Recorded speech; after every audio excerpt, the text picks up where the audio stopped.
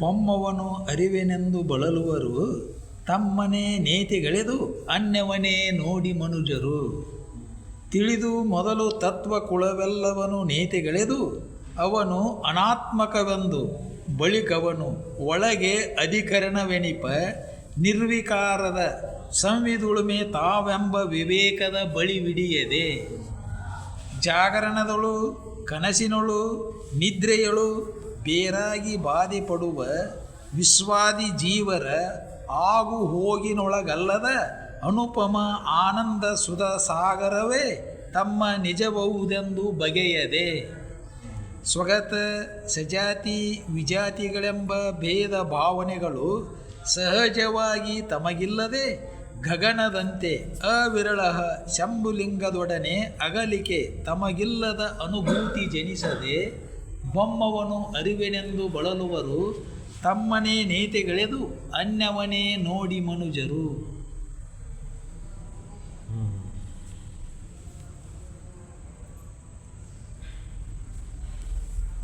ಬೊಮ್ಮ ಅಥವಾ ಪರಮಾತ್ಮ ಅಂತ ಹೇಳ್ತಾರೆ. ಬೊಮ್ಮನ ಅರಿತೀನಿ ತಿಳಿತೀನಿ ಅಂತೇಳಿ ಹೊಂಟವ್ರು ಜಗತ್ತಿನ ತುಂಬ ಹೊಂಟಾರೆ.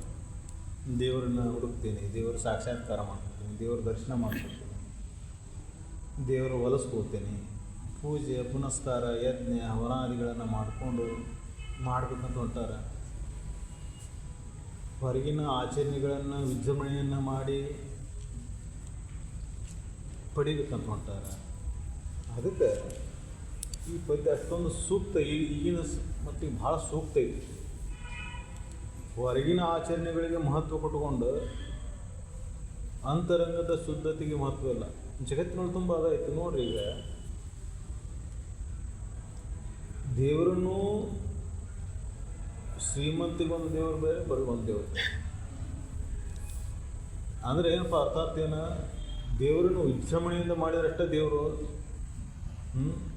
ಹಂಗೆ ಮಾಡಿದ್ರೆ ದೇವರು, ಹಿಂಗೆ ಮಾಡಿದ್ರೆ ದೇವರು, ಅಲಂಕಾರ ಅದು ಹೊರಗಿಂದ ಭಾಳ ನೋಡ್ತೇವೆ ನಾವು. ಎಷ್ಟು ಅಲಂಕಾರ ಮಾಡ್ರೆ ಎಷ್ಟು ಚಂದ ಇತ್ತು ದೇವರು. ಮತ್ತು ಅದರಾಗ ಕಲ್ಪನೆಗಳು ಭಿನ್ನ ಭಿನ್ನ ಆಗ್ತಾವೆ. ಭಿನ್ನ ಭಿನ್ನ ಮನುಷ್ಯನ ಭಾವನೆಗೆ ತಕ್ಕಂತೆ ದೇವ್ರನ್ನ ಮಾಡ್ಕೊಂಡು ಹೊಂಟ್ಬಿಡ್ತಾನೆ. ನಾ ಇಲ್ಲೇ ಒಂದು ಓದಿದ್ನಿ, ಅದ ಅಂತಂದ್ರೆ ಓದಿದ್ನಿ ನೋಡಿದ್ನಿ, ಬೆಣ್ಣೆ ಅಲಂಕಾರ ದೇವ್ರಿಗೆ. ಹೂವಿನ ಅಲಂಕಾರ ಓದ್ತೀವಿ, ಬೆಣ್ಣೆ ಅಲಂಕಾರ. ಅರ್ಥಾತ್ ಏನಪ್ಪ ಅಂದ್ರೆ, ಜಗತ್ತು ಹೆಂಗೆ ಹೊಂಟತ್ತಂದ್ರೆ ಹೊರಗಡೆ ಹುಡ್ಕೊಂತ ಹೊಂಟತಿ.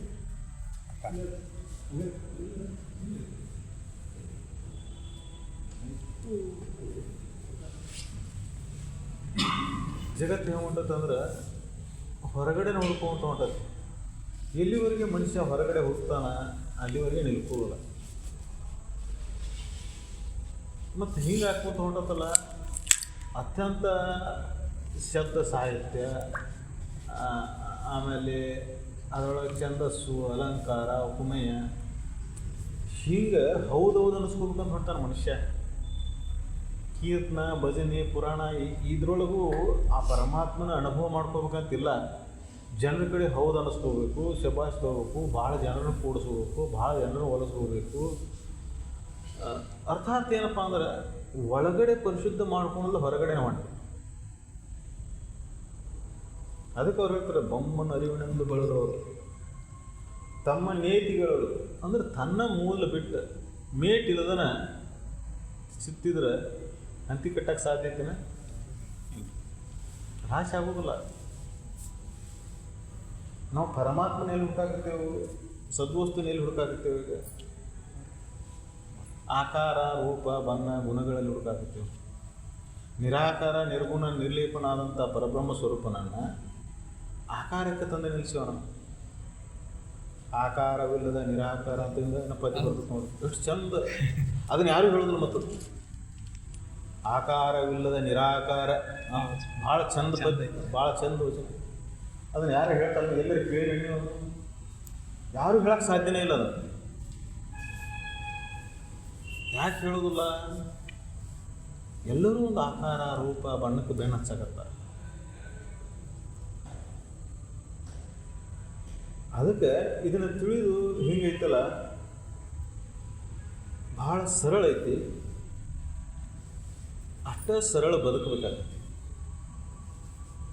ದ್ವಂದ್ವ ಕೂಡ್ತಿ, ವಿಷಯಾಸಕ್ತಿ ಹುಟ್ತಿ, ಆಸೆ ಒಳಗೆ ಹುಟ್ತಿ, ಇದು ತಿಳಿಯೋಲ್ಲ. ಆಸೆ ಅನೇಕ ಪ್ರಕಾರದಿಂದ ಹುಟ್ಟುತ್ತೆ. ಒಂದು ಆಸೆ ಹೇಳ್ತಂದ್ರೆ ಮತ್ತೊಂದು ಆಸೆ ಹುಟ್ಟುತ್ತೆ. ಅದು ನಿನ್ನನ್ನು ಮತ್ತೆ ಈ ಮೂಲ ವಸ್ತುವನ್ನು ಬಿಟ್ಟು ವಿಷಯಾದಿಗಳ ಕಡೆಯನ್ನು ತಿರುಗಿಸ್ತದೆ. ಅದಕ್ಕೆ ಇದು ಮಾಯ ಏನೈತಿಲ್ಲ, ನಿನಗೆ ಗೊತ್ತಾಗಲ್ಲ. ನಿನಗೆ ಆಟ ಆಡ್ತೈತಲ್ಲ, ಇಷ್ಟು ಚಂದ ಆಟ ಆಡ್ತೈತಲ್ಲ, ಗೊತ್ತು ಮಾಡಿ ಕೊಡ್ಬಲ್ಲ ಅಂತ. ಎಷ್ಟೋ ಜನ ಬ್ರಹ್ಮನ ಅರಿತೀನಿ, ತಿಳಿತೀನಿ, ಬ್ರಹ್ಮ ಸಾಕ್ಷಾತ್ಕಾರ ಮಾಡ್ಕೋತೀನಿ ಅಂತ ಹೊಂಟವರು ಹೋಗೇನೆ ಅಂತ ಮುಟ್ಟೆ ನೋಡಿದ್ರೆ ಮತ್ತೆ ಹೊಳಿಸಿ ಹೋಗಿರ್ತೈತಿ. ಯಾಕಂದ್ರೆ ಆ ಮಾಯ ಆಟನ ಅಷ್ಟು ಚಂದ ಐತಿ. ಅದಕ್ಕೆ ಶಿವಾನಂದವರು ಮೇಲೆ ಹೇಳ್ತಿದ್ರು, ಮಾಯ ಭಾಳ ಬೆರಕೆ ಇತ್ತಮ್ಮ, ಹುಷಾರಿರ್ರಿ. ನಿಮಗೆ ಗೊತ್ತಾಗಲ್ಲ ಎಷ್ಟು ಬೆರಕೆ ಐತೆ ಅಂದ್ರೆ, ನಿಮಗೆ ಗೊತ್ತಾಗಲ್ದಾಗ ನಿಮ್ಮ ಬೆನ್ನು ಹತ್ತಿ ಬಂದು ನಿಮ್ಮನ್ನ ಎತ್ತಿ ಹೋಗೋದು, ನಿಮ್ಮ ಮೇಲೆ ಕುಂತು ಹಣ್ಣು ಗಾಯ ಆಗೋಂಗೆ ಜಜ್ಜಿದ್ರು ನಿಮಗೆ ಗೊತ್ತಾಗಿರೋದಿಲ್ಲ ಮಾಯ ಆಟಿದೆ ಅಂತೇಳಿ. ಒಂದು ಸೆಕೆಂಡ್ ಬಿಟ್ಟು ಅದಕ್ಕೆ ಗುರು ಸಾನ್ನಿಧ್ಯದಿಂದ ಒಂದು ಅರೆಕ್ಷಣನೂ ಮರೆತು ಅಗಲದಿರಿ. ಅಹಂಕಾರ ಮಮಕಾರಗಳ ಮಾಯ ರೂಪನ ಇವು. ಅಹಂಕಾರ ಮಮಕಾರಗಳು ಏನವಲ್ಲ ಮಾಯ ರೂಪನ. ಸಂಸಾರದಾಗ ಮಮಕಾರ ಬೀಳ್ತಾನ, ಮತ್ತೊಂದು ರೀತಿಯಿಂದ ಅಹಂಕಾರಕ್ಕೆ ಬೀಳ್ತಾನ. ಎಲ್ಲ ಬಿಟ್ಟೇನನ್ನೋದು ಒಂದು ಅಹಂಕಾರ. ಬಿಟ್ಟೇನಂದರೂ ಬಿಡದಿ ಮಾಯ ಅಂತ ಅದಕ್ಕೆ ಹೇಳ್ಯಾರ. ಎಲ್ಲ ಬಿಟ್ಟೇನಂತ ಹೇಳ್ಕೊಂತಾನಂದ್ರೆ ಅದೊಂದು ಅಹಂಕಾರ ಒಳಗೆ ಹುಟ್ಟೈತೆ ಅಂತ. ನಾ ಒಂದೇ ಹೊತ್ತ ಊಟ್ರಿ ಅಂತ ಹೇಳ್ಕೊಂತ ಆಟಾಡಕತ್ತಾನಂದ್ರೆ ಶುರು ಆಯ್ತು, ಮತ್ತೆ ಒಳಗೆ ಹಾಕ್ತೀವಿ ಒಂದು ಸಾಧಾರಣ. ಹೇಳೋ ಅವಶ್ಯಕತೆ ಏನೈತಿ? ಹೇಳಿ ಕೇಳಿ ಮಾಡೋದಲ್ಲ ಇದು. ಬ್ರಹ್ಮ ಸಾಕ್ಷಾತ್ಕಾರ, ಆತ್ಮ ಸಾಕ್ಷಾತ್ಕಾರ, ಅರಿವಿನ ಸಾಕ್ಷಾತ್ಕಾರ ಇನ್ನೊಬ್ರಿಗೆ ಸಂತೋಷಗೊಳ್ಸಾಕ, ಇನ್ನೊಬ್ರಿಗೆ ತೋರ್ಸಾಕ ಅಲ್ಲ, ನಿನ್ನ ಆನಂದಕ್ಕಾಗಿ. ಪರಮಾನಂದದ ದೇಹನ ಅದು, ನೀನು ಆನಂದವಾಗಿರ್ಬೇಕಷ್ಟೆ. ಜಗತ್ತೇನರ ಮಾಡಲಿ, ಅಜ್ಜವ್ರು ಹತ್ತಿದ್ರು ಮುಂಗೈ ಎಣ್ಣೆ ಚೋಕೊಳ್ಳಿ ಜಗತ್ತಿನ ಗೊಡವೆ ನಿನಗೇಕೆ, ನಿನ್ನ ದಾರಿಯನ್ನು ನೀನು ನೋಡ್ಕೋ, ಇತರರು ಧನವನ್ನು ಸ್ವೀಕರಿಸಿ. ಎಷ್ಟು ಚಂದ ಐತಿ ನೋಡಿ, ಎಲೆ ಪ್ರೇಣಿ ಎತ್ತಿ ನಿಲ್ಲು, ಎಷ್ಟು ಚಂದ ಐತಿ. ಅದನ್ನೊಂದು ಹೊಳ್ಳಮುಳ್ಳ ನೆನಪು ಮಾಡಿಕೊಂಡ್ರೆ ಸಾಕು. ಅದನ್ನೊಂದು ಹೊಳ್ಳಮುಳ್ಳ ನೆನಪು ಮಾಡಿಕೊಂಡ್ರೆ ಸಾಕು. ಎಲ್ಲರ ದಾರಿ ತಪ್ಪಿತ್ತಂದ್ರೆ ಎಚ್ಚರಿಸ್ತೈತೆ. ಎಲ್ಲ ಬಂದವು ಅದರೊಳಗೆ. ಮಾಯೆ ಆಟ ಯಾವ ರೂಪದಿಂದ ನಡಿಬೋದು ಅನ್ನೋದನ್ನು ಎಲ್ಲ ರೂಪದಿಂದ, ದನ ಕನಕ ಮತ್ತು ದನ ಕನಕಾದಿಗಳಿಂದ ಅಷ್ಟೇ ಹುಟ್ಟುತ್ತೆ. ವಿದ್ಯೆಯಿಂದ ಹುಟ್ಟತಕ್ಕಂಥದ್ದು ಇದು ಅಜ್ಞಾನಿಗೆ ಹುಟ್ಟುದಿಲ್ಲ. ಯಾರಿಗೆ ವಿಷಯಾದಿಗಳ ಜ್ಞಾನ, ಜಗತ್ತಿನ ಜ್ಞಾನ ಹೆಚ್ಚಿಗೆ ಆಕೈತೆ ಅವಾಗ ಭಾಳ ಇದು ಮಾಯ ಭಾಳ ಆಟ ಆಡ್ತೈತಿ. ಅಹಂಕಾರ ಬಂದು ಹೊಕ್ಕೊಂತಂದ್ರೆ ಅಹಂಕಾರದ ಆಟ ಭಾಳ ದೊಡ್ಡದು. ಎಲ್ಲಕ್ಕಿನ್ನ ಅಹಂಕಾರದ ಆಟ ಭಾಳ ದೊಡ್ಡ. ಮಮಕಾರ ಹಂಗಲ್ಲ. ಒಂದು ವಸ್ತುನ ಹಿಡ್ಕೊಂತಂದ್ರೆ ಮತ್ತೊಂದು ವಸ್ತುವಿನ ಮೇಲೆ ಮಮಕಾರ ಹುಟ್ಟಂದ್ರೆ ಆ ವಸ್ತುನ ಮರೆಸ್ತೈತಿ. ಒಂದ್ರ ಮೇಲೆ ಮಮಕಾರ ಹುಟ್ಟಿರ್ತೈತಿ, ಅದನ್ನು ಬಿಟ್ಟು ಮತ್ತೊಂದ್ರ ಮೇಲೆ ಅತಿಯಾದ ಮಮಕಾರ ಹುಟ್ಟಂದ್ರೆ ಹಳೇದು ಮರಿತೈತಿ. ಇದು ಅಹಂಕಾರ ಹಂಗೆ ಅನ್ನೋದಿಲ್ಲ, ಬೆಳ್ಕೊಂತ ಹೋಗತ್ತಿದ. ನಾನು ದೊಡ್ಡವ, ನಾನು ತಿಳಿದವ, ನಾನು ಶ್ರೀಮಂತ, ನಾನು ವಿದ್ಯಾವಂತ, ನನ್ನಷ್ಟು ಯಾರು. ಈ ಅಹಂಕಾರವನ್ನು ಮೆಟ್ಟಿನಿಲ್ಲಬೇಕಾದ್ರೆ ಗುರು ಸಾನ್ನಿಧ್ಯ, ಗುರು ಸಂಘ, ಸಂಪೂರ್ಣ ಶರಣಾಗತನ ಭಾವ. ಅದಕ್ಕೆ ಜಗತ್ತಿನಾದ್ಯಂತ ನೀವು ನೋಡ್ಕೊತ ಹೋಗ್ರಿ, ಎಲ್ಲಿನೂ ನಿಜವಾದ ತತ್ವವನ್ನು ಚಿಂತನೆ ಮಾಡೋದು ಭಾಳ ಕಡಿಮೆ. ಮಾಡ್ತಾ ಇದ್ದರೂ ಶಬ್ದ ಪಾಂಡಿತ್ಯ, ಇನ್ನೊಬ್ಬರಿಗೆ ತೋರಿಕೆಗಾಗಿ ಅರ್ಥಾನುಸಂಧಾನದಿಂದ ಆ ರೀತಿ ಬದುಕುವಾರ ಭಾಳ ಕಡಿಮೆ. ವಿಚಾರ ಮಾಡಿ ನೋಡ್ರಿ, ಅಜ್ಜವರು ಎಷ್ಟೊಂದು ಸರಳ ಬದುಕಿದ್ರು. ಅಜ್ಜವ್ರ ಶರೀರ ಬಿಟ್ಟಾಗ ಒಂದು ಟ್ರಂಕ್ ತೊಗೊಂಬಂದ್ರು ಮನೆಗೆ. ಅಜ್ಜವ್ರ ಶರೀರ ಒಂದು ಟ್ರಂಕ್ನಾಗ ಏನಿರ್ಬೇಕು ಹೇಳ್ರಿ? ಚಪ್ಪಲಿ ಬಿಡು, ರಬ್ಬರ್ ಹಿಡ್ಕೊಂಡು, ಮಳಿ ಹಿಡ್ಕೊಂಡು, ಸುತ್ತಿಗೆ ಹಿಡ್ಕೊಂಡು, ಅಂದ್ರೆ ಯಾವ ಕೆಲಸನೂ ಇನ್ನೊಬ್ರ ಕಡೆಯಿಂದ ಮಾಡಿಸೋಂಗಿಲ್ಲ. ತಮ್ಮ ಚಪ್ಪಲ್ ಹರಿತಂದ್ರೆ ತಾವು ಕುತ್ಕೊಂಡು ಮಳಿ ಬಿಡ್ಕೊಂಡು ಹೋಗು. MA ಪದವೀಧರ ಬನಾರಸ್ ಹಿಂದೂ ಯೂನಿವರ್ಸಿಟಿಯಾಗ ಸಂಸ್ಥಾನದ ರಾಜ ಬಂದು ನೀವು ಇಲ್ಲಿ ಪ್ರಿನ್ಸಿಪಲ್ ಆಗಿರಿ ಅಂದ್ರೆ ಒಳ್ಳೆ ಅಂದ್ರೆ ಲಾಲ್ ಬಹದ್ದೂರ್ ಶಾಸ್ತ್ರಿ ಪತ್ರ ಬರೆದ ನಿಮ್ಮನ್ನು ಇದನ್ನು ಮಾಡ್ತೇನೆ, ಗೌರ್ನರ್ ಮಾಡ್ತೇನೆ ಬರ್ರಿ ಪಂಜಾಬಕ್ಕೆ ಅನ್ನ. ನನಗೆ ಅದರ ಅವಶ್ಯಕತೆ ಇಲ್ಲ ಅಂದ್ರೆ ಈಗ ಕರೆದು ಬಿಟ್ಟಾರ ರಾಜ್ಯಪಾಲರ ಪದವಿ ಕೊಡ್ತೇವೆ ಅಂದ್ರೆ ಓಡ್ಬಿಟ್ಟಾರೆ. ಹೌದಲ್ಲ, ಲಾಲ್ ಬಹದ್ದೂರ್ ಶಾಸ್ತ್ರಿ ಹೊಳ್ಳಿ ಪತ್ರ ಬರೆದು ಅಂತ. ಶಾಸ್ತ್ರಿಯವರ ನೀವು ಲೋಕ ಕಲ್ಯಾಣವನ್ನು ಬೇರೆ ಮಾರ್ಗದಿಂದ ಮಾಡಕತ್ತೀರಿ, ನನ್ನ ಮಾರ್ಗ ಬೇರೆ ಐತಿ, ಅದಕ್ಕೆ ನಿಮ್ಮ ಮಾರ್ಗದೊಳಗೆ ನೀವು ಮುಂದುವರಿ, ನನ್ನ ಮಾರ್ಗದೊಳಗೆ ನಾನು. ಜಗತ್ತಿನ ಕಲ್ಯಾಣ ಒಂದ ಉದ್ದೇಶ. ಜಗತ್ತಿನ ಶ್ರೇಷ್ಠವಾದ ಕಲ್ಯಾಣ ಯಾವುದಪ್ಪ ಅಂದ್ರೆ ಮನುಷ್ಯನನ್ನು ಅಜ್ಞಾನದ ವಿಷಯಾದಿಗಳನ್ನ ತಿರುಗಾಡ್ತಕ್ಕಂಥ ಮನುಷ್ಯನನ್ನು ಇದು ವಿಷಮ ಐತಿ ಅಂತ ತಿಳಿಸಿ ಅವನು ಸುಜ್ಞಾನದಲ್ಲಿ ಮುಳುಗಿಸಿ ಸದಾ ಆನಂದಗೊಳಿಸುವುದು. ಅದಕ್ಕೆ ಬ್ರಹ್ಮಜ್ಞಾನ ಅಂದ್ರೆ. ಅಂತಹ ಬ್ರಹ್ಮಜ್ಞಾನ ತತ್ವಚಿಂತನೆಯನ್ನು ಬಹಿರಂಗದ ಮಾಡುವಂಥದ್ದು. ಮನುಷ್ಯ ಎಲ್ಲಿ ತಪ್ಪಾಕತ್ತಾನಂದ್ರೆ ಇದನ್ನು ಇನ್ನೊಬ್ಬರಿಗೆ ತೋರಿಸೋದಕ್ಕಾಗಿ ಮಾಡೋಣ. ತನ್ನ ಅನುಕೂಲ ಪ್ರತಿಕೂಲಕ್ಕಾಗಿ ಈ ಗ್ರಂಥಗಳನ್ನು ವೇದ ಉಪನಿಷತ್ತುಗಳನ್ನು ಉಪಯೋಗಿಸ್ಕೊತಾನೆ. ಯಾವ್ದು ಅನುಕೂಲ ಬರ್ತದೆ ಅದನ್ನಷ್ಟೇ ಹೇಳೋದು, ಯಾವ್ದು ಪ್ರತಿಕೂಲ ಅನಿಸ್ತದೆ ಅದನ್ನು ಬಿಡೋದು. ಯಾಕಂದ್ರೆ ಬಹಿರಂಗ ಆಚರಣೆಗಳನ್ನು ಭಾಳ ಬೆನ್ನತ್ತಿಸ್ಯಾರ. ಆ ಬಹಿರಂಗದ ಆಚರಣೆಗಳಿಗೆ ನೇರ ತತ್ವ ಚಿಂತನೆಗಳನ್ನು ಹೋದಾಗ ಅವು ಬ್ಯಾಡ ಅನ್ನಿಸ್ತಾವೆ. ಯಾಕೆ ಬ್ಯಾಡ ಅನ್ನಿಸ್ತಾವ ಅಂದ್ರೆ ಅಂಧ ಆಚರಣೆಗಳು ಆ ಅಂಧ ಆಚರಣೆಯನ್ನು ಬಿಟ್ಟು ಹೊರಗೆ ಬರೋದು ಭಾಳ ಕಠಿಣ ಆಕತ್ತೆ. ಆಮೇಲೆ ಮಾಡಬಾರ್ದಂತಲ್ಲ, ಸಣ್ಣ ಮಗು ಇದ್ದಾಗ ನಡ್ಯಾಕೆ ಬರೋದು ಅಂದ ಕೂಡಲೇನ ಹಿಂದೆ ಒಂದು ಏನು ಗಾಡಿ ಮಾಡಿದ್ರು, ಏನಂತಾರೆ ಬಂಡಿಗಾಯ ಬಡಿಗಾರ ಮಾಡಿ ಕೊಡ್ತಿದ್ರು. ಈಗೆಲ್ಲ ವಾಕರ್ ಅವರು ಬಂದವು. ಆ ವಾಕರ್ ಹಿಡ್ಕೊಂಡು ಮುದುಕಾಗ ಮಟ್ಟ ನಡೆದ್ರೆ ವಾಕರ್ ಎದಕ್ಕದು ಹೆಚ್ಚಿಡಕ್ಕೆ ಕಲೀಲಿ ಅಂತೇಳಿ. ಒಮ್ಮೆ ಕಲಿತ ಮೇಲೆ ಅದು ಮೂಲಿ ಸೇರಬೇಕು. ಹೌದಲ್ಲ, ಒಮ್ಮೆ ಕಲಿತ ಮೇಲೆ ಮೂಲಿ ಸೇರಬೇಕು. ಹಂಗೆ ಈ ಪೂಜೆ ಪುನಸ್ಕಾರ ಯಜ್ಞ ಅವನಾದಿಗಳು ಏನದಾವಲ್ಲ, ವಿಷಯಾದಿಗಳಲ್ಲಿ ಹರಿದಾಡತಕ್ಕಂಥ ಮನಸ್ಸು ವಿಷಯಗಳ ಚಿಂತನೆಯಲ್ಲೇ ಮುಳುಗಿ ಸದಾ ಅಲ್ಲೇ ಮುಳುಗಿರ್ತದೆ. ಸಂಸಾರದ ಚಿಂತನೆ ಮಾಡ್ತಿರ್ತದೆ.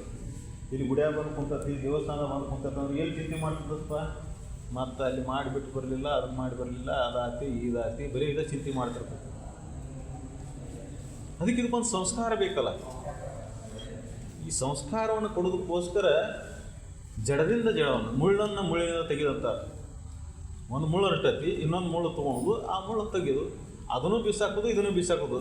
ಮತ್ತು ಬರ್ತದಂತ ಉಪಯೋಗ ಬರ್ತದಂತ ಕಿಸೆ ಇಟ್ಕೊಳಂಗಿಲ್ಲ. ಅದನ್ನು ಕಿಸೆ ಇಟ್ಕೊಂಡ್ರೆ ಮತ್ತೆ ಸುಸ್ತದ.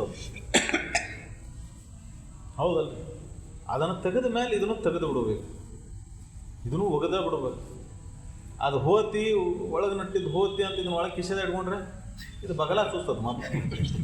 ಹೌದಲ್ಲ, ಅದಕ್ಕೆ ಈ ಈ ಈ ಬಹಿರಂಗ ಆಚರಣೆಗಳು ಅಷ್ಟಕ್ಕೆ ಸೀಮಿತ ಆಗಿರುತ್ತೆ. ಇವು ಎದಕ್ಕೆ ತನ್ನನ್ನು ತಾನು ತಿಳ್ಕೊಳಕ ಮನಸ್ಸು ತಿಳಿಯಾಗಿರ್ಬೇಕು. ಈ ಸಂಸಾರದ ಚಿಂತೆಯನ್ನು ಬಿಟ್ಟು ಸರಿದಿರಬೇಕು. ಅವಾಗ ತನ್ನ ತಾನು ತಿಳಿಯಾಕೆ ಬರುತ್ತೆ. ಆ ಪೂರ್ವಭಾವಿ ಭೂಮಿಗೆ ತಯಾರಾಗೋದಕ್ಕೋಸ್ಕರ ಮುಳ್ಳನ್ನು ಮುಳ್ಳಿನಿಂದ ಹೆಂಗೆ ತೆಗಿತೀವಲ್ಲ, ಹಂಗೆ ಈ ಸಂಸಾರದ ಭಾವವನ್ನು, ಜಡಭಾವವನ್ನು, ಜಡ ಆಚರಣೆಗಳಿಂದನೇ ಅದನ್ನು ದೂರ ಸರಿಸೋದು. ಈಗ ಸುಮ್ಮನೆ ಕುಂದಿಸಿದ್ರೆ ಮತ್ತೆ ಅದ ವಿಚಾರ ಮಾಡ್ತೈತೆ, ಬಾಳೆದ ವಿಚಾರ ಮಾಡ್ತೈತೆ, ಸಂಸಾರದ ವಿಚಾರ ಮಾಡ್ತೈತೆ. ಅದ ಭಜನಿ ಬಾರಿಸ್ಕೊಂತ ಅದನ್ನ ನಾದ ಕೇಳ್ಕೊಂತ ಕುಂದ್ರಪ್ಪ. ತಾಳ ತಪ್ಪು ಬಾರದ್ರಾಗ ತಾಳದ ಕಡೆ ಲಕ್ಷ ಹೋತಿ, ಸಂಸಾರದ ಲಕ್ಷ್ಯ ಮರಿತಲ್ಲಿ. ತಾಳಕ್ಕೆ ತಕ್ಕಂಗೆ ಬಾರಿಸ್ಬೇಕು. ತಾಳ ತಪ್ಪಿದ್ರೆ ನೋಡಿ ನಿನ್ನ, ತಾಳ ತಪ್ಪಬಾರ್ದಂದ್ರೆ ತಾಳದ ಕಡೆ ಲಕ್ಷ ಹೋತಿ. ಆ ತಾಳ ಕರೆಕ್ಟ್ ಬರಾಕತ್ತಿಲ್ಲ ಅಂತೇಳಿ ಶಬ್ದ, ಆ ಶಬ್ದದ ಕಡೆನ ಕಿವಿ ಹೋಯ್ತು, ಕಣ್ಣು ಅಲ್ಲೇ ನೋಡಾಕತ್ತು, ಕೈ ಏನು ತಪ್ಪಿತ್ತಂತೆ. ಪ್ರವೃತ್ತಿ ಸಹಜವಾಗಿ ಬಹಿರದ್ದೆಲ್ಲ ಹೊರಗಿಂದ ಮರೀತಿ. ಸಂಸಾರದ ಮರೀತಿ, ಗಂಡು ಹೆಣ್ಣು ಅನ್ನೋ ಮರೀತಿ, ಎಲ್ಲಿ ಕುಂತೇನೆ ಅನ್ನೋ ಮರೀತಿ, ನಾಮರೂಪಾದಿಗಳೆಲ್ಲ ಮರೆತು ಮರೆತು ಈ ಒಂದು ಕರ್ಮದಲ್ಲಿ ತೊಡಗಿದಾಗ ಈ ಜಗತ್ತನ್ನು ಮರೆತಾಗ ಇಷ್ಟೊಂದು ಆನಂದ ಐತಿ. ಕರ್ಮಯೋಗಿ ಅಂದ್ರೆ ಅದ. ಕರ್ಮದಲ್ಲಿ ಮಗ್ನ ಆಗಿಬಿಡೋದು, ಜಗತ್ತನ್ನು ಮರೆತು ಬಿಡೋದು, ಎದಕ್ಕೆ ಮಾಡಾಕತ್ತೇನೆ ಅನ್ನೋ ಭಾವನೂ ಮರೆತು ಬಿಡೋದು. ಇದನ್ನ ಎದಕ್ಕೆ ಮಾಡಾಕತ್ತೇನಿ, ಮಾಡಾಕತ್ತವ ನಾನು ಅಂಥವ ಇಂಥವ, ಈ ತಾಳದಾಗ ಕಟ್ಟಾಕತ್ತೇನೆ, ಈ ತಾಳ ಯಾವುದೂ ಇಲ್ಲ ಮಾಡಾಕತ್ತೇನೆ ಎಲ್ಲವನ್ನೂ ಮರೆತು ಬಿಟ್ಟ. ಮಾಡಕತ್ತೇನೆ ಅನ್ನೋ ಭಾವನೂ ಮರೆತ, ಭಾವಾತೀತನಾಗಿ ಆನಂದದಲ್ಲಿ ಉಳಿದ. ಇದು ಕರ್ಮ ಸಿದ್ಧಾಂತದೊಳಗೆ ಕರ್ಮಯೋಗಿ ಆಗಬೇಕಂದ್ರೆ ಕರ್ಮತತ್ಪರನಾದಾಗ ಜಗದನ್ನು ಮರೆತಾಗ ಮಾಡಬೇಕನ್ನೋ ಭಾವನೂ ಇಲ್ಲ, ಅಲ್ಲಿ ಕೆಟ್ಟ ಮಾಡಬೇಕು ಅನ್ನೋದು ಇಲ್ಲ, ಒಳ್ಳೇದು ಮಾಡಬೇಕು ಅನ್ನೋದು ಇಲ್ಲ, ಭಾವ ಶೂನ್ಯ ಆಯಿತು. ಹಿಂಗೆ ಎಲ್ಲ ಆಚರಣೆಗಳನ್ನು ಸದ್ಯಕ್ಕೆ ಹೊರಗಿನೆಲ್ಲವನ್ನೂ ಮರೆತು ತನ್ನೊಳಗೆ ತಾನು ವಿಚಾರ ಮಾಡೋಕೆ ಹತ್ತು ಪೂರ್ವದಲ್ಲಿ ತಯಾರಿ ಮಾತ್ರ. ಆ ತಯಾರಿ ಮಾಡ್ಕೊಂಡು ಕೂಡಲೇ ಮುಗೀತಂತ ನಾವು ಬಿಟ್ಬಿಡ್ತೇವೆ. 108 ಜಪ ಮಾಡಿದ್ನಿ ಮುಗೀತು ಇವತ್ತಿಂದ ಅಲ್ಲ, ಜಪ ಮಾಡಿದ ಮೇಲೆ ಮುಂದಿನ ಕೆಲಸ ಶುರು. ಜಪ ಮಾಡಿದ ಮೇಲೆ ಮುಂದಿನ ಕೆಲಸ ಶುರು. ತಪ ಮಾಡಬೇಕಲ್ಲ. ಜಪ ಮಾಡಿದ ಮುಗಿಸಿಬಿಟ್ಟ, ಮತ್ತೆಲ್ಲಿ ಹೋದ, ಸಂಸಾರದೊಳಗೆ ಹೋದ, ಮತ್ತು ವಿಷಯ ಚಿಂತನೆಯೂ ಶುರು ಆಯ್ತು. ಹಂಗಿಲ್ಲ, ತನ್ನೊಳಗೆ ತಾನಿನ ಅನ್ವೇಷಣೆಗೆ ಶುರು ಆಗಬೇಕು. ಅದಕ್ಕೆ ಅವ್ರು ಹೇಳ್ತಾರ, ಎಲ್ಲಾನು ಮಾಡ್ತಾನೆ ಜಗತ್ತಿನ ಮನುಷ್ಯ. ಜಪ ಮಾಡ್ತಾನ, ತಪ ಮಾಡ್ತಾನ, ಪೂಜೆ ಪುನಸ್ಕಾರ ಮಾಡ್ತಾನ, ದಾನ ಧರ್ಮಾದಿಗಳನ್ನು ಮಾಡ್ತಾನ. ಇವೆಲ್ಲ ಸತ್ಕರ್ಮಗಳನ್ನು ಮಾಡಿದ್ರು ಸದ್ಯಕ್ಕೆ ಮುಂದಿನ ಹಂತಕ್ಕೆ ಹೋಗಲ್ಲ. ಎಲ್ಲಕ್ಕೆ ಅವ್ರು ಹೇಳ್ಯಾರ ಇದನ್ನ, ತನ್ನನ್ನು ಬಿಟ್ಟು ಬೇರೆ ಎಲ್ಲ ಮಾಡಾಕ್ತಾನ ಮನುಷ್ಯ. ತನ್ನ ನಿಜವನ್ನು ತಿಳಿದನ್ನು ಬಿಟ್ಟು ಬೇರೆ ಎಲ್ಲವನ್ನೂ ಮಾಡಾಕ್ತಾನ. ಅಜ್ಜವ್ರಂತೂ ಭಾಳ ನೇರವಾಗಿ ಹೇಳ್ತಿದ್ರು ಇದ್ರ ಬಗ್ಗೆ. ಅಜ್ಜವರು ನಿಜವಾದ ನಾನು ಯಾರು ಅಂತೇಳಿ ಗ್ರಂಥ 1976 ಆಗೈತೆ, ಅದು 77 ಆ ಗ್ರಂಥದೊಳಗೆ ಏನಿಲ್ಲ, ಉಪನಿಷತ್ತುಗಳು ಎಲ್ಲ ಗ್ರಂಥಗಳನ್ನು ಉಲ್ಲೇಖಗಳನ್ನು ತೆಗೆದು ಅನುಭವ ಹಿಂಗೈತಿ ನೋಡ್ಕೋರಿಪ್ಪ ಅನ್ನುವಂಗೆ ಹೇಳುವಂಗೆ ಆ ಗ್ರಂಥ ಐತಿ. ಯಾವ ಗ್ರಂಥದೊಳಗೆ ತನ್ನ ನಿಜ ಸ್ವರೂಪದ ಕೂಡಿದ ಲಕ್ಷಣ ಅದಾವಲ್ಲ, ಆ ಎಲ್ಲ ಲಕ್ಷಣಗಳನ್ನು ಕುರಿತು ಇದೈತಿ. ಅದಕ್ಕೆ ಈ ವಿಚಾರವನ್ನು ನಾವು ತಿಳ್ಕೊಬೇಕಾಯ್ತಂದ್ರೆ ಬಹಿರಂಗದ ಆಚರಣೆಗಳು ಎಷ್ಟು ಮುಖ್ಯ ಅದಾವಲ್ಲ, ಅಷ್ಟ ಅಂತರಂಗದ ಸ್ವಚ್ಛತೆನೂ ಅಷ್ಟೇ ಮುಖ್ಯ ಐತಿ. ಹಂಗೆ ಅಷ್ಟ ಸ್ವಚ್ಛ ಇದ್ರೆ ಬೇಗಿಲ್ಲ, ಅಡುಗೆ ಮಣಿನೂ ಸ್ವಚ್ಛ ಇರಬೇಕು. ಹೌದಲ್ಲ, ಅಡುಗೆ ಮನೆ ಹೊಲಸಿದ್ದ ಹಂಗಾಗಿ ಸ್ವಚ್ಛ ಇದ್ರೆ ಏನು ಮಾಡೋದು? ಅದಕ್ಕೆ ಬ್ರಹ್ಮಜ್ಞಾನ ಆಗಲೇಬೇಕಾಯ್ತಂದ್ರೆ ವೇದ ಉಪನಿಷತ್ತುಗಳು ಬರ್ತಾವು, ಹೇಳಕ್ಕೆ ಬರ್ತೈತಿ, ಕೇಳೇನಿ, ನಾ ಭಾಳ ತಿಳಿದೇನೆ ಅಂದ್ರೆ ಮುಖ್ಯ ಅಲ್ಲ. ಆದರೆ ಆಚರಣೆ ತೊಗೊಂಬಂದು ಅನುಸಂಧಾನದಿಂದ ನೀನು ಅದನ್ನು ಎಷ್ಟು ಅನುಭವಿಸಿ ಅನ್ನೋದು ಭಾಳ ಮುಖ್ಯ. ಆ ಅನುಭವಿಗೆ ಅದು ನಿಲ್ಲುತ್ತದೆ. ಅಭ್ಯಾಸಿ ಆದಮೇಲೆ ಅನುಭವ ಆಗುತ್ತೆ. ಆ ಅನುಭವ ಹೆಂಗೆ ಬರ್ತೈತಿ? ಹೆಂಗೆ ಈಜಬೇಕು ನೀರಿನಾಗ ಅಂತ ಪುಸ್ತಕ ಓದಿದ್ರೆ ಈಜಾಕೆ ಬರ್ತೈತನೋ ಹೆಂಗೆ, ಈಜೋದು ಹೆಂಗೆ ಅಂತ ಪುಸ್ತಕ ಬರೋದು, ಅಡುಗೆ ಮಾಡೋದು ಹಿಂಗೆ ಮಾಡಿರಿ ಅಂತ ಪುಸ್ತಕ ಬರೋದು, ಕಮ ಒತ್ತಾಯ ಬರೋದು, ಈ ಸಾಮಾನು ಇಟ್ಕೋರಿಲ್ಲ, ಅಡುಗೆ ಹಾಕತ್ತನ ಹೆಂಗೆ ಮಾಡಬೇಕಲ್ಲ. ಮಾಡಿದಾಗ ಅನುಭವ ನಿಲುಕ್ತತಿ ನಿನಗೆ, ಯಾರ ಕೈ ಹೆಂಗೆ ಹೊಡಿಬೇಕು ಹಂಗೆ ತತ್ವ ಚಿಂತನೆಯನ್ನು ಮಾಡ್ಕೊಂತ ಈ ಅನುಭವ ನಿನಗೆ ನಿಲುಕಬೇಕಾಗಿತ್ತಂದ್ರೆ, ಈ ಅನುಭವ ನಿನಗೆ ಬರಬೇಕಾಗಿತ್ತಂದ್ರೆ ಅದನ್ನು ಆಚರಣೆ ತೊಗೊಂಬರೋದು. ಆ ಆಚರಣೆ ಇಲ್ಲನ ಇದಕ್ಕೆ ಮಹತ್ವನೇ ಇಲ್ಲ. ಅದಕ್ಕೆ ಇವತ್ತು ಭಾಳಷ್ಟು ಜನರ ಆಚರಣೆ ಇಲ್ಲದೇ ಇದನ್ನು ತಿಳಿದೇನೆ ಹೊಂಟಾರ. ಭಾಳಷ್ಟು ಜನ ವೇದ ಉಪನಿಷತ್ತುಗಳಿಗೆ ಗೊತ್ತಿರ್ತಾವೆ, ಶ್ರುತಿ ಪುರಾಣಗಳಿಗೆ ಗೊತ್ತಿರ್ತಾವೆ, ಅದರ ವಾಕ್ಯವನ್ನು ಎಲ್ಲಿ ಅದನ್ನು ಹೇಳ್ಬೇಕು ಅದನ್ನು ಹೇಳ್ತಿರ್ತಾರೆ. ಮತ್ತು ಆಚರಣೆ ಕೇಳು, ಯಾವ ಆಚರಣೆಗಳು ಪರಿಶುದ್ಧ ಇರೋದಿಲ್ಲ, ಒಂದೋ ಒಂದು ಇಂದ್ರಿಯದ ಮೇಲೆ ನಿಗ್ರಹ ಇರೋದಿಲ್ಲ. ಯಾಕಿಲ್ಲ ಅಂದ್ರೆ ಆಚರಣೆ ಬಂದಿಲ್ಲ. ಶಬ್ದ ಸ್ಪರ್ಶ ರೂಪ ರಸಗಂಧ 5 ವಿಷಯಗಳು ಅದಾವಲ್ಲ, ವಿಷಯಗಳ ಮೇಲೆ ನಿಗ್ರಹ ಬೇಕಲ್ಲ. ಭೋಗಿಸಬೇಕು ಅನ್ನೋ ಆಸೆ ಯಾವಾಗ ಹೋಗ್ತೈತಿ? ಯಥಾವತ್ತು ಜ್ಞಾನ ಆದಾಗ, ಅನುಭವಕ್ಕೆ ಬಂದಾಗ.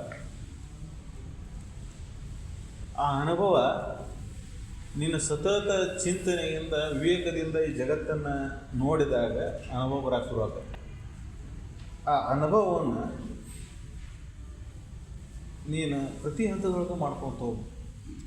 ಅದಕ್ಕಾಗ ನೋಡ್ರಿ, ಹಿಂದಿನ 19-20ನೇ ಶತಮಾನದೊಳಗೆ ಎಲ್ಲರೂ ಯಾವ್ದಾವ್ದು ಕಾಯಕದೊಳಗಿದ್ರು. ಜ್ಞಾನಿಗಳಾದಾರ ನೋಡಿ, ಸತ್ಪುರುಷರು, ಬಡಿಗಾರು, ಕುಂಬಾರು, ಮುದುಕರು, ನಿಕಾರು, ಎಲ್ಲ ಜಾತಿ ಎಲ್ಲ ಕುಸಕಲಬುಗಳನ್ನು ಮಾಡ್ತಾ ಇದ್ರು ಸದ್ಯಕ್ಕೆ ಬ್ರಹ್ಮಜ್ಞಾನಿಗಳಾದಾರ. ಉದಾಹರಣೆ ಕೊಡ್ತೀವಿ, ಎಲ್ಲದ್ರೊಳಗೂ ಅದಾರ. ಇಂಥ ಕುಲದಾಗ ಇಂಥ ಜಾತಿಯಾಗಿಲ್ಲ ನಮಗಿಲ್ಲ. ಯಾಕಂದ್ರೆ ಪ್ರತಿಯೊಂದು ಇವು ಜೀವನಕ್ಕೆ ಬದುಕುವುದು ಅಷ್ಟೇ ಇದ್ರೊಳಗೆ ಧರ್ಮದಿಂದನೇ ನಡಿಬೇಕು. ಯಾವ್ದಾರ ಆಗಲಿ, ನನ್ನ ವೃತ್ತಿ ಯಾವ್ದಾರ ಆಗಲಿ, ಕರ್ಮಗಳು ಯಾವ್ದಾರ ನಡೀತಿರ್ಲೇನೋ ಅವು ಇನ್ನೊಬ್ರಿಗೆ ಅನುಕೂಲ ಆಗುವಂಗೆ ಬದುಕು. ಏನು ಸಿಗ್ತತಿ ಅದ್ರೊಳಗೆ ಸಂತೃಪ್ತನಾಗಿ ಉಳಿಬೇಕು. ಮೊದಲೇ ನಿಯಮ, ಇನ್ನೊಬ್ರಿಗೆ ಅನುಕೂಲ ಆಗುವಂಗೆ ಬದುಕಬೇಕು. ಏನು ಸಿಗ್ತತ್ತಲ್ಲ ಅದರ ಸಂತೃಪ್ತನಾಗಿ ಉಳಿಬೇಕು. ಮುಂದಿನ ಹತ್ತತ್ತು ಅವಾಗ ನಮಗೆ ಪಡಿಬೇಕು ಅನ್ನೋ ಆಸೆನ ಹೋಗೋದು. ಇನ್ನಷ್ಟು ಪಡಿಬೇಕು ಅನ್ನೋ ಆಸೆ ಹಂಗೆ ಬೆನ್ನು ಹತ್ತಿಬಿಟ್ಟೆವು. ಎಷ್ಟಾದರೂ ಸಾಕು ಅನ್ನೋದು ಬರುವಲ್ದು, ಎಷ್ಟಾದರೂ ಆಸೆಗಳು ತೀರುವಲ್ದು. ಮತ್ತು ಸಮಾಧಾನ ಉಂಟಂದ್ರೆ ಏನು? ತನ್ನನ್ನು ತಾ ತಿಳಿದು ದೂರ ಉಳಿತಿ. ಮೊದಲಿಗೆ ಶಾಂತಿ ಸಮಾಧಾನ ಒಳಗೆ ಬರುವಲ್ಲ. ಯಾವಾಗ ಶಾಂತ ಚಿತ್ತನಾಗಿ ವಿಚಾರಕ್ಕೆ ನಿಲ್ಲುತ್ತಿ ಆವಾಗ ನಿನ್ನ ನಿಜದ ಅನುಭವ ಶುರುವಾಗ್ತೈತಿ. ನಿಜದ ಅನುಭವ ಆ ಆನಂದದ ಅನುಭವ. ನಿಜ ಅಂದರೆ ಆನಂದ ಸ್ವರೂಪ, ಆ ಆನಂದದ ಅನುಭೂತಿ. ಮುಕ್ತಿ ಅಂದ್ರೆ ಅದ. ಶರೀರ ಇರಬೇಕು,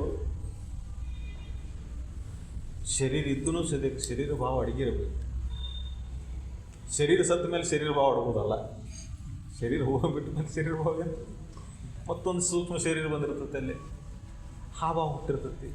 ಈ ಶರೀರ ಇದ್ದಾಗ ಶರೀರ ಭಾವ ಅಡಗಿರ್ಬೇಕು, ನಾನು ನಂದು ಅನ್ನೋ ಭಾವ ಅಡಗಿರ್ಬೇಕು ಅಲ್ಲಿ. ಅದಕ್ಕೆ ತನ್ನ ನೇತಿಗಳದು ಅಂತ ಎದಕ್ಕೆ ಹೇಳ್ತಾರೆ? ಅನ್ಯವನೇ ನೋಡಿ ಮನುಜ ಅಂತ ಹೇಳ್ಯಾರ. ತನ್ನನ್ನು ಬಿಟ್ಟಾನ ಮತ್ತೊಂದನ್ನು ಹಿಡ್ಕೊಂಡು ಕೂತಾನ. ಎದನ್ನು ಹಿಡ್ಕೊಂಡು ಕೂತಾನ ವಿಚಾರ ಮಾಡಿ. ತನ್ನ ನೇತಿಗಿಳಿದು ಅನ್ಯವನೇ ನೋಡಿ ಮನುಜ. ತನ್ನನ್ನು ಬಿಟ್ಟನು ಸಂಪೂರ್ಣವಾಗಿ. ನಾ ಯಾರದೇನು ಅನ್ನೋದು ಪರಿಕಲ್ಪನೆನ ಯಾರಿಗಿಲ್ಲ. ಯಾರಿಗಾರ ಸ್ವಲ್ಪ ತಾನು ಅಲ್ಲದನ್ನ ತಾನ ತಿಳ್ಕೊಂಡು ಕುಂತ್ಕೊಂಡು ಅದನ್ನು ಮೆರವಣಿಗೆ ನಿಂತು ಬಿಡ್ತಾನ. ತಿದ್ದುತ್ತಾನ, ತೀಡ್ತಾನ, ಅದರ ಮೇಲೆ ಅಭಿಮಾನ ಪಡ್ತಾನ, ಅದರ ಮೇಲೆ ಮಮಕಾರ ಪಡ್ತಾನ. ಅದ್ರ ಸುತ್ತಮುತ್ತಲು ಏನು ಹಿಡ್ಕೊಂಡು ಕುಂತತ್ತಲ್ಲ ಅದಕ್ಕೆ ನಾನು ನಂದು ಅಂತೇಳಿ ಮೆರೆಸ್ತಾನ. ಅದನ್ನು ಜೀವನ ಪೂರ್ತಿ ಮೆರೆಸ್ತಾನ. ಅಂತ್ಯಕಾಲಕ್ಕೆ ಮತ್ತೆ ಅದು ಎಲ್ಲ ಕೈ ಕೊಟ್ಟು ಹೋಗ್ತಿದೆ. ಯಾವ್ದನ್ನು ಹಿಡ್ಕೊಂಡು ಮೆರೆದಿರ್ತಾನಿವ ಇವೆಲ್ಲ ಕೈ ಕೊಡ್ತಾವ. ಅದಕ್ಕೆ ತನ್ನ ನೇತಿಗಳಿದ ಅನ್ಯವನೇ ನೋಡಿ ಬದುಕುವಂಥ ಮನುಷ್ಯ ಹೋಗಿದ್ದಾದ್ರೆ ಅಂತ್ಯಕಾಲದ ದುಃಖಿ ಆಗೋದು ಶತಸಿದ್ಧ. ಶರೀರ ಹೊಕ್ಕೆತಂದ್ರೂ ದುಃಖ ಬಂದಿರಬಾರ್ದು, ಭಯ ಬಂದಿರಬಾರ್ದು, ಕಣ್ಣ ನೀರು ಬಂದಿರಬಾರ್ದು. ಶರೀರ ಹೊಕ್ಕ ತಂದ ಕೂಡಲೇ ದುಃಖಿ ಆದರೆ ಅನುಭವ ಆಗಿಲ್ಲ. ಸಾಕಷ್ಟು ಜ್ಞಾನ ಐತಿ, ಪಾಂಡಿತ್ಯ ಐತಿ, ಅನುಭವ ಆಗಿಲ್ಲ.